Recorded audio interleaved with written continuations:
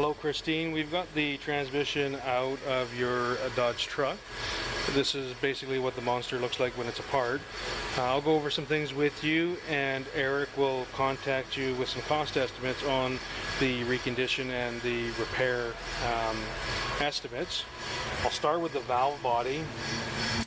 The issue you're having with coming out of park, if we look at this, we're going to call the rooster comb, and these detents here are going to be your different gears. So this is going to be first gear, second gear, drive, neutral, reverse, and then this one here is park.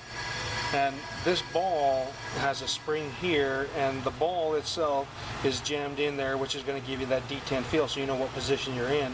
The problem we're having here is the ball has worn out this board that it sits in. So if I wiggle this, you'll see how the ball's wiggling in there, and that shouldn't happen. That ball should be tight in there. That's some pretty significant wear, and what will end up happening is this is the manual valve, which is really how the transmission knows what gear you're in. This has to be positioned properly. It can cause an issue, but with park, when that ball is worn, it affects the way the ball rolls up this ramp, so you'll have a real tough time getting out of park, which of course is what you had.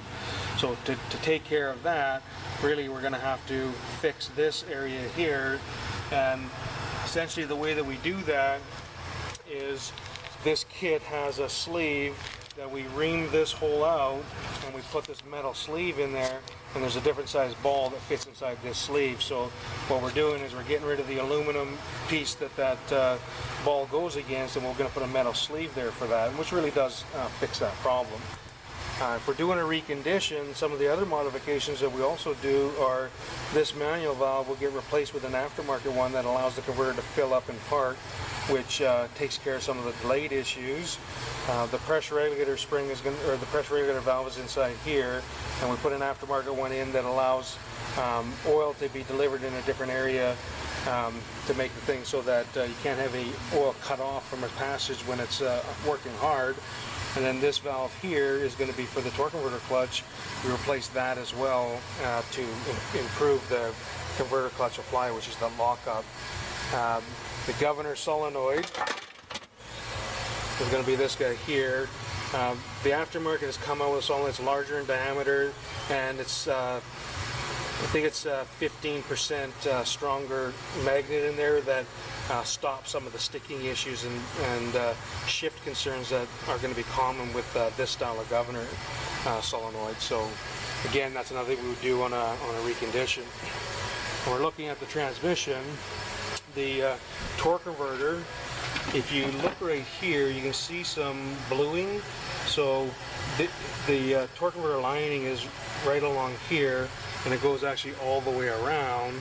And when we see this bluing, that's an indication that the torque converter clutch, the lining inside, has been slipping against the cover and creating this extra heat that really shouldn't be there. So that bluing is generally from a torque converter clutch that's been slipping, and these torque converters are pretty known to be a little bit weak on the lockup lining.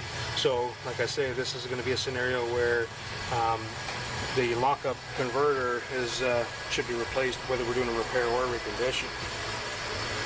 When we look at the band, this band comes on for second gear, and this light brown color that you see there, that's what it all should look like, the whole surface. And you see the black lines that go along here, and this texture looks really different than the texture here, and that's because this area here is all worn down.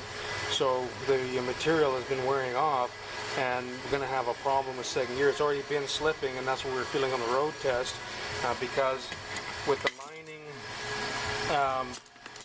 wearing off like that, this band now, when it goes to apply, it actually doesn't actually stop the drum. So this band is wrapped around this drum here.